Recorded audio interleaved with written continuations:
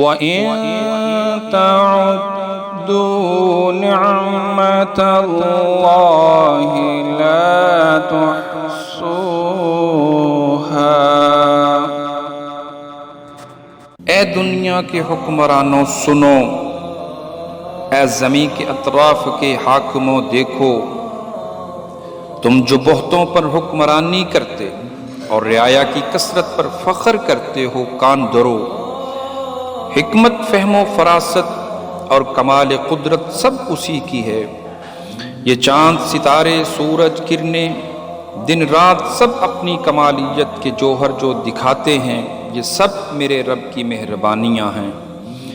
رب ذوالجلال کی قدرت کے جب چشمے پھوٹتے ہیں تو پھول، کلیاں، باغیچے، گلشن، ہریالی، پودے، یہ دھرتی کے سب نظارے، یہ دریا و سمندر، یہ ندیاں اور نیلے پانی کی آبشاریں، یہ نظام ہستی کو چلانے والے، میری سب دعائیں، التجائیں، مسکراہٹیں، محبتیں سب رنگ لائیں، اور پھر چہروں پر خوشیوں کے گیتوں کی ہو مہکار، تو ہر دل سے نکلے میرے رب کی ہیں مہربانیاں۔ ہم نے کی دعا، اسی نے سنی التجا، یہ سب اسی کی حشمت کا کمال ہے، جو پتھر میں بسنے والے کیڑے کو کرتا ہے روزی عطا۔ ہم سبوں کا پالن ہار، جس نے پرندوں کو گنگنانے کی قوت بخشی اور لبوں پر آنے والی صدائیں، یہ سب ہیں میرے رب کی مہربانیاں۔ السلام علیکم ورحمۃ اللہ وبرکاتہ۔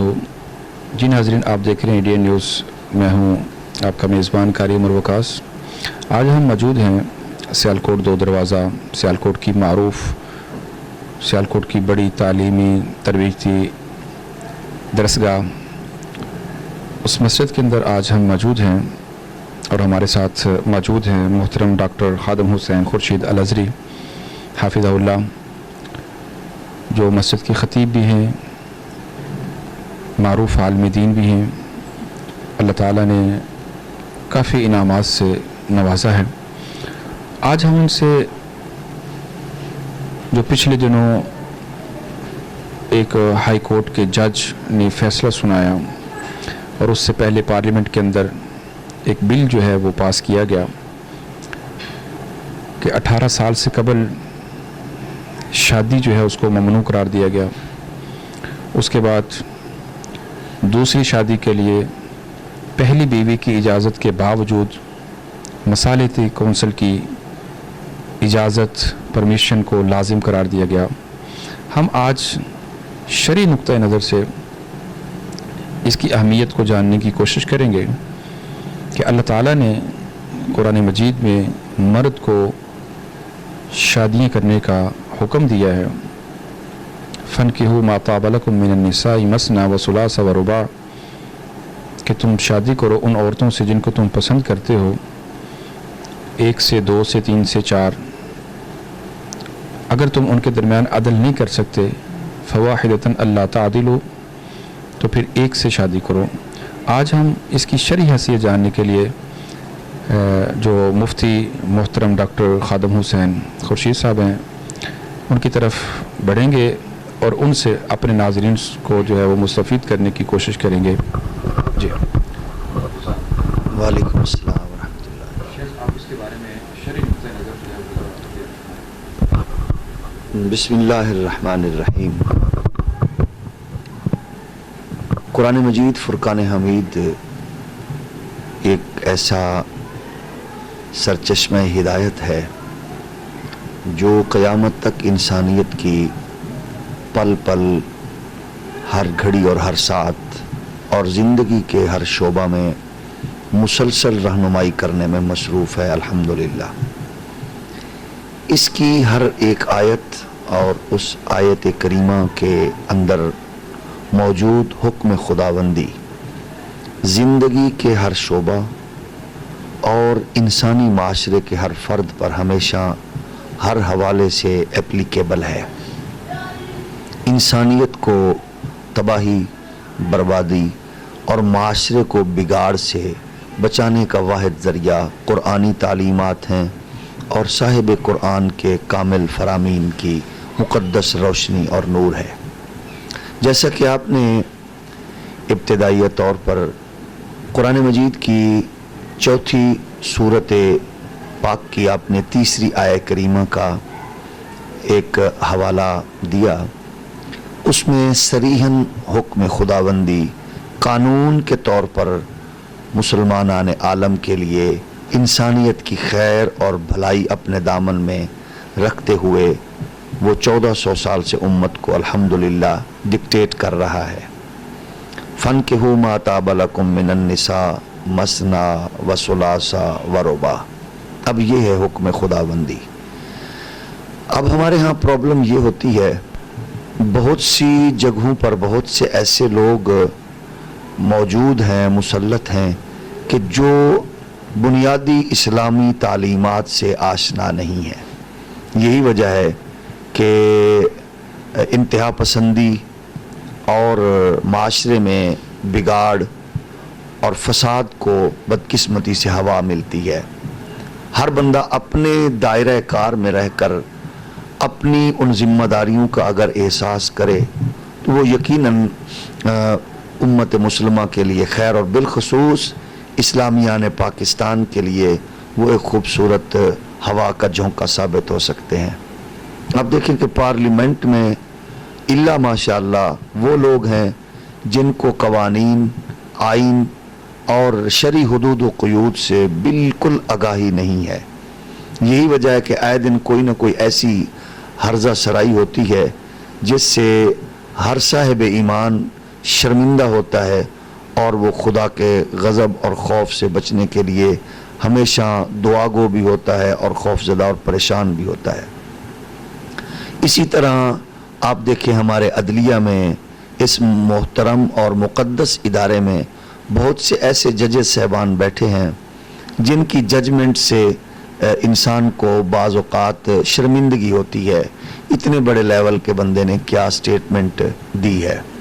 آپ دیکھیں اس سے پہلے سندھ میں ایک قانون پاس کیا گیا، اسمبلی میں پیش کیا گیا بل، کہ اسلام قبول کرنے کے لیے اتنی عمر ضروری ہے۔ اب دیکھیں کس قدر شرمندگی ہے، اسلامی تاریخ سے اتنے واقف ہیں بیچارے کہ ان کو یہ پتہ نہیں ہے کہ مقتدر اصحاب رسول کی بہت تھوڑی عمر میں حضرت علی المرتضیٰ شیر خدا کتنی عمر میں اعلان کر رہے ہیں، اور اس ایمان کا اظہار اور اس قوت و غیرت ایمانی کا اظہار بھی کر رہے ہیں۔ حضرت زبیر کی عمر کتنی ہے، حضرت خبیب کی عمر کتنی ہے، تو یہ پتہ نہیں ان کو کب سمجھ آئے گی۔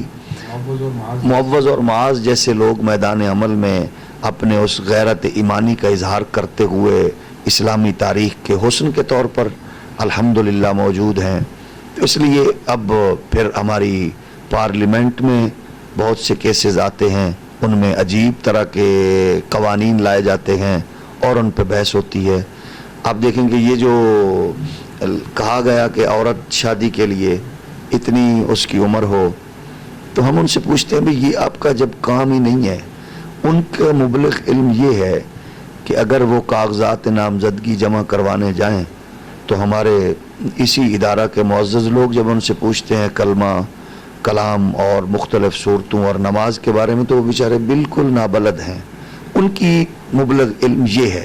تو ہم یہ کہتے ہیں کہ آپ کے پاس رائے دینے کے لیے سب سے پہلے تو آپ اپنے قانون کو اور آئین کے ان حدود و قیود کو فالو کرو جو آپ کی لیمٹس ہیں، اور پھر اگر آپ نے رائے دینی ہے تو آپ کے لیے پاکستان میں ایک آئینی ادارہ اسلامی نظریاتی کونسل موجود ہے، اور ہم اس کو خراج تحسین بھی پیش کرتے ہیں۔ ہمارے موجودہ جو اسلامی نظریاتی کونسل کے سربراہ ہیں انہوں نے بہرحال اس کو ریجیکٹ بھی کیا ہے، اور اس میں جتنے بھی معزز ممبران صاحب ہیں انہوں نے بھی ریجیکٹ کیا ہے۔ تو آپ ان سے رائے لے لیں، آپ ان سے پوچھیں، ان کے پوچھے بغیر آپ اپنی رائے دیں گے۔ بجٹ پہ بحث کرنا آسان ہوتا ہے، معیشت و تجارت کے حدود و قیود پہ آسان ہوتا ہے، تو شریعت محمدی کے دائرہ کار بالکل مختلف ہیں۔ اور پھر بعض اوقات ایسی ہرزہ سرائی ہوتی ہے کہ جو بالکل قرآن و سنہ کے منافی ہوتی ہے، اس میں انتشار، لڑائی اور جھگڑے اور فساد کو دعوت دینے والی بات ہے۔ تو ابھی ریسنٹلی وہی سلسلہ آگے بڑھا تو ہم نے معزز جج صاحب سے ایک عجیب ججمنٹ سنی کہ عورت جو ہے وہ شادی کے حوالے سے مرد کو وہ اب پابندی اس کو دے رہے ہیں اور پابند کر رہے ہیں کہ آپ دوسری شادی کے لیے پہلی عورت اجازت بھی دے دے تو آپ پھر بھی نہیں کر سکتے. جہاں پہ میں سوال ایڈ کرنا چاہوں گا, کیا دوسری شادی کے لیے پہلی بیوی سے اجازت شرعاً لازم ہے؟ جی پہلی بات تو یہ ہے کہ بالکل اجازت کی ضرورت نہیں ہے, لیکن اگر وہ اس کو ایگری بھی کر لیتا ہے تو اس میں بھی کوئی حرج نہیں ہے جی. لیکن آپ اس پہ جو پابندی لگا رہے ہیں غیر شرعی, غیر اخلاقی, غیر قانونی, اور بدقسمتی سے آپ قانون کا سہارا لے کر تو آپ شریعت محمدی پر اگر خدا نخواستہ آپ کی آگاہی نہیں ہے, یہی وجہ ہے آپ دیکھیں نا عموماً ہم اپنے معزز ججز صاحبان کی ججمنٹ میں خلیل جبران کو سنتے ہیں جی اس نے یہ کہا, فلاں ہالی ووڈ کی فلم میں یہ ہوا, بالی ووڈ کی فلم میں یہ ہوا. تو یہ ریاست مدینہ کے معزز ججز صاحبان بعض اوقات ججمنٹ میں تو شرمندگی ہوتی ہے پڑھ کر. آپ قرآن کو سامنے رکھ کے ججمنٹ دیں, آپ حضور سید عالم صلی اللہ علیہ وآلہ وسلم کی احادیث کو سامنے رکھ کر ججمنٹ دیں. ان شخصیات کو خلیل جبران کی طرف تو وہ جائے نا, اور پچھلے دنوں ہمارے پرائم منسٹر صاحب نے کسی کا قول تھا اور ان بیچاروں کی جہالت کا یہ عالم ہے کہ انہوں نے قول بھی خلیل جبران سے, اتنے عاشق ہیں اس جبران کے, بھئی آپ کو ضرورت ہے تو آپ ان کو پڑھیں نا جنہوں نے ریاست مدینہ کے حسن کو کائنات عالم میں دوبالا کیا. سیدنا صدیق اکبر ہیں, سیدنا فاروق اعظم ہیں. حالانکہ ان کے مغربی آقاؤں نے بھی لکھا ہے کہ اگر اسلامی انسانی معاشرے میں ایک عمر اور ہوتا تو شاید کائنات میں سوائے اسلام کے کوئی مذہب نہ ہوتا. تو اس کی بالکل شرعی کوئی حیثیت نہیں ہے, اور ہم پورے پاکستان کے جملہ مسالک کے علماء, اور الحمدللہ ہم اس پہ تمام علماء کو سلام بھی پیش کرتے ہیں کہ انہوں نے اس موقع پر ہمارے معزز جج صاحب کی اس خطا پہ انہوں نے ہر ایک نے آواز حق بلند کی ہے, جملہ مسالک کے علماء نے, کہ یہ بات, یہ ججمنٹ قرآن سننا کے عین منافی ہے. اور اس پہ اسلامی نظریاتی کونسل کے سربراہ کی بات بھی آئی ہے, ممبرز کی بات بھی آئی ہے. تو اس لیے ہم جج صاحب کی اس بات سے بالکل اتفاق نہیں کرتے. اچھا, کیا آپ یہ سمجھتے ہیں کہ دوسری شادی سے جب پابندی لگائی جا رہی ہے تو کتنی ایسی بیوہ اور متعلقہ عورتیں, بہنیں, بیٹیاں جو گھروں میں موجود ہیں جن کو اگر کوئی دوسری شادی کے لیے جو ہے وہ سہارا دینا چاہے, تو جب یہ پابندی لاگو کرنے کی ناکام کوشش کریں گی تو وہ عورتیں, ان کو پھر کون جو ہے وہ سہارا دینے کے لیے, اور کس طرح جو ہے وہ ان کا معزز مقام معاشرے میں جو ہے وہ بنایا جائے گا؟ آپ نے صحیح سمت اشارہ کیا. ہمارے ہاں شریعت محمدی کا اصول یہ ہے کہ نکاح کو آسان کرو, اور شریعت میں سب سے آسان ہے ہی نکاح. یعنی آپ اسلام میں دو چیزیں ہی آسان ہیں, ایک موت اور ایک شادی. اس کو آسان جتنا ہو ضروری ہے. تو آپ نکاح کو مشکل کرتے چلے جائیں گے, پہلے بہت مشکل ہے, اور اس کو اگر آپ اس طرح کی پابندیاں لگائیں گے تو پھر آپ کسی کو سہارا گویا نہیں دے پا رہے, پھر آپ زنا کو عام کر رہے ہیں.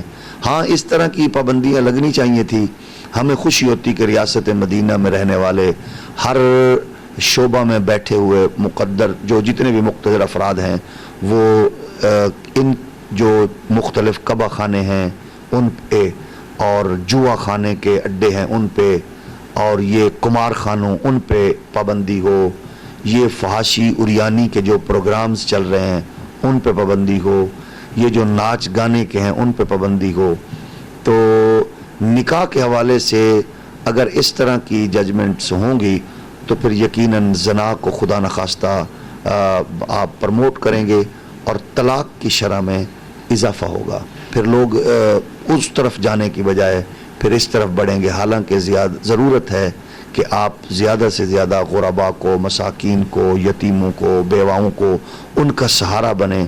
تو وہ سہارا بننے کے لیے نکاح جیسے مقدس رشتے کو آپ اگر حدود و قیود میں لائیں گے تو پھر خدا نخواستہ معاشرے میں آپ بے حیائی کو فروغ دینے کی کوشش میں مصروف ہیں. یہاں پہ میں آپ سے یہ سوال بھی جو ہے وہ ایڈ کرتے چلا جاؤں کہ جیسا کہ آپ جانتے ہیں کہ جو گورنمنٹ آف پاکستان ہے، جو گھر سے لڑکی بھاگنے والی ہے اپنے کسی دوست کے ساتھ، کسی فرینڈ کے ساتھ، وہ کورٹ میرج کے نام پہ اس کو تحفظ دیا جاتا ہے، جس کے ساتھ ولی بھی موجود نہیں ہے، جس کے ساتھ اس کا مطلب کہ حدیث کے مطابق کہ ولی کے بغیر نکاح نہیں ہے، اس کو تحفظ دیا جا رہا ہے، اس کو مطلب کہ جو ہے وہ شیلٹر دیا جا رہا ہے، اس کو جائز کہا جا رہا ہے، اور جو جائز طریقے سے نکاح کے نام پہ ولی اور پوری فیملی جو ہے وہ مل کے کرنا چاہ رہی ہے، اس کو ناجائز کہا جا رہا ہے. آپ اس کے بارے میں کیا کہیں گے؟ آپ دیکھیں کہ معاشرے میں اس طرح کی بہت سی مثالیں ہیں، گھر اجڑے، نسلیں برباد ہوئیں،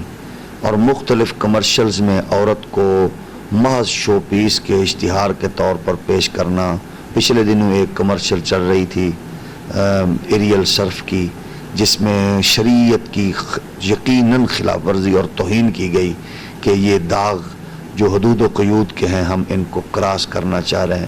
جو قرآن نے، حدیث نے شرعی لیمٹس بیان کی ہیں ان کو پھلانگنے کی کوشش ہے.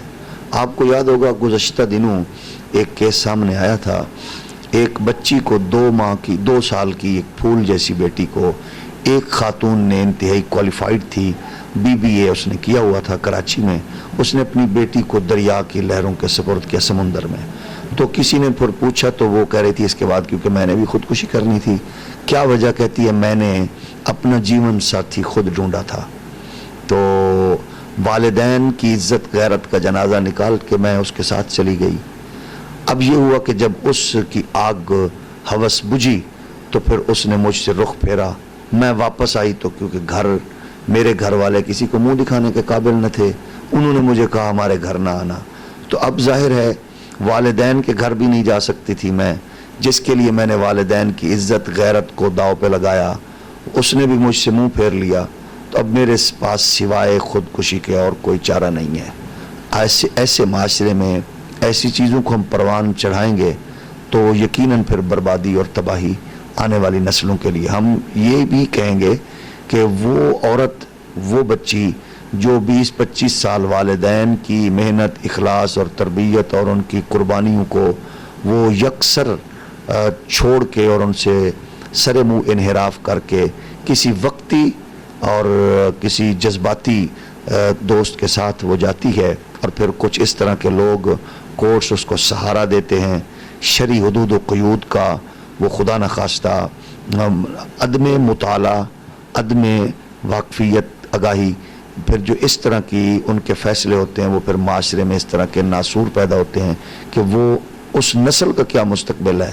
ہم نے سنا ہے کہ یہ اس کی ماں بھاگ کے آئی تھی تو اس کی بیٹی کا رشتہ کوئی نہیں لیتا، اس نے ماں باپ سے یہ کیا تھا تو اس کا رشتہ کوئی نہیں لیتا.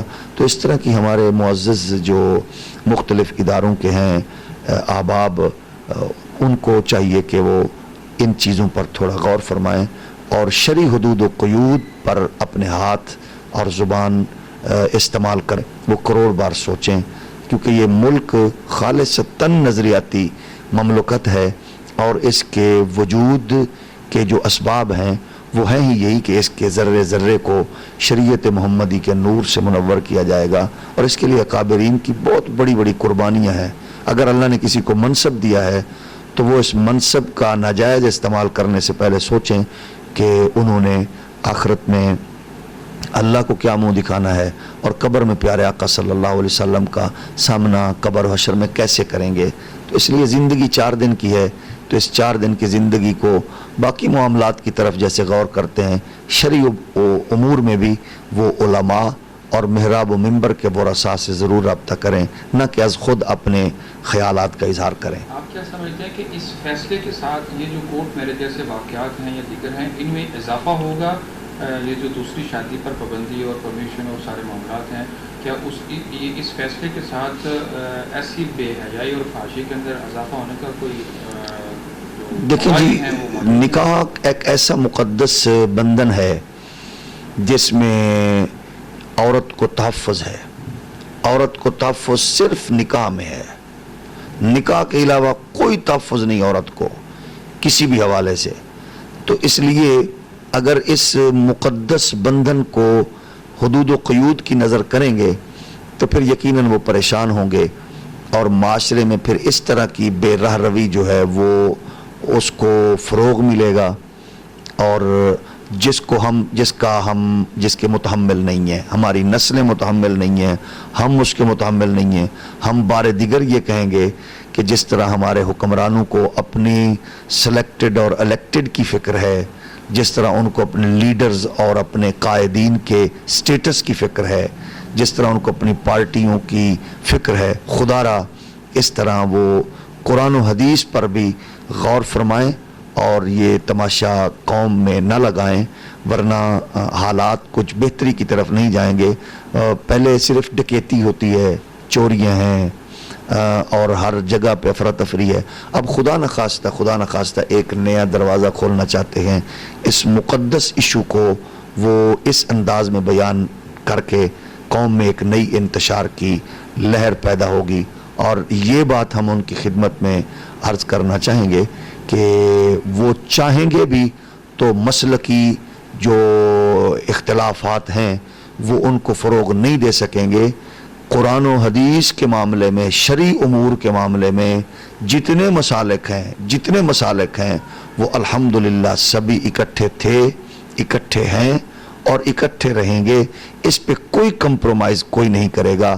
کسی ایک جج صاحب کی خطا یا اس کے جذباتی فیصلے یا قرآن و حدیث سے عدم آگاہی کی وجہ سے اس طرح کے فیصلے کو ہم یقیناً یہ سمجھتے ہیں یہ ہر جج کی نہیں ہے اور ٹوٹل ججز کی یہ نہیں ہے، ایک جج صاحب کی ہے.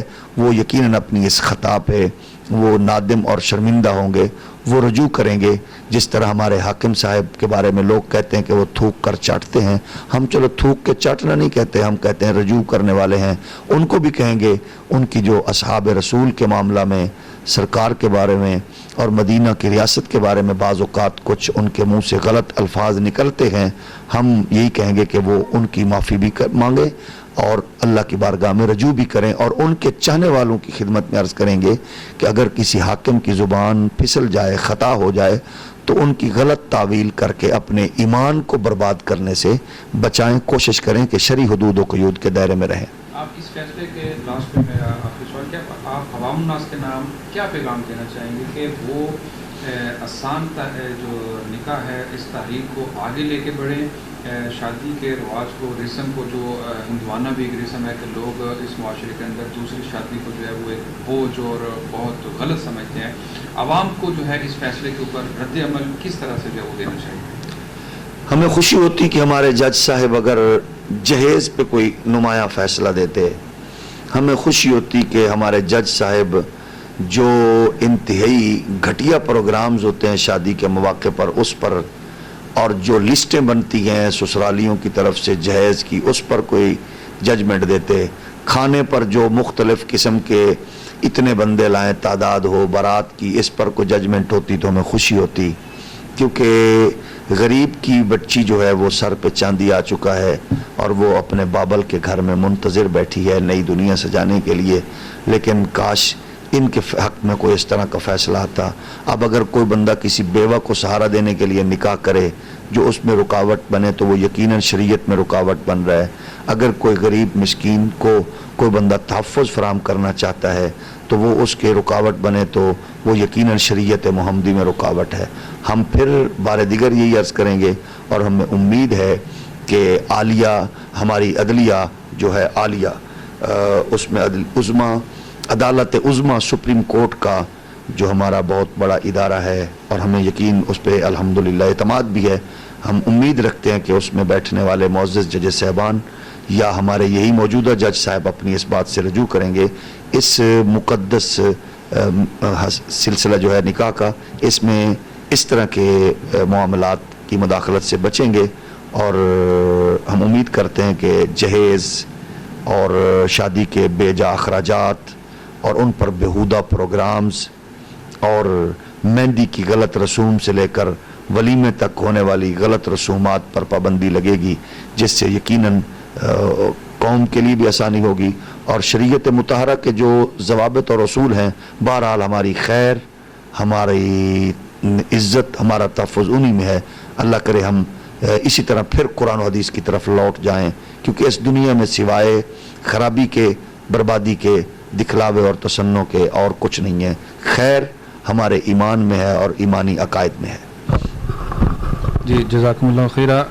ہمارے ساتھ موجود تھے ڈاکٹر خادم خورشید الازہری حفظہ اللہ۔